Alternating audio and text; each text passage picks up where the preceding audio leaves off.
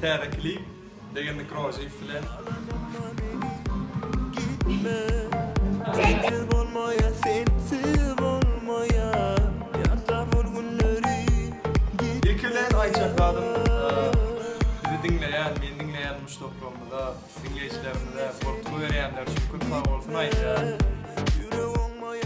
Bir ayratin hem dostum hem işime düşünen şeyler acayip olur.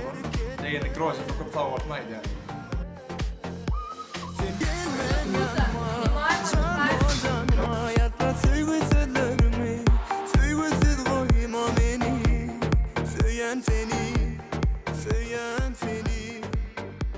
Senin gururunda yarar değil.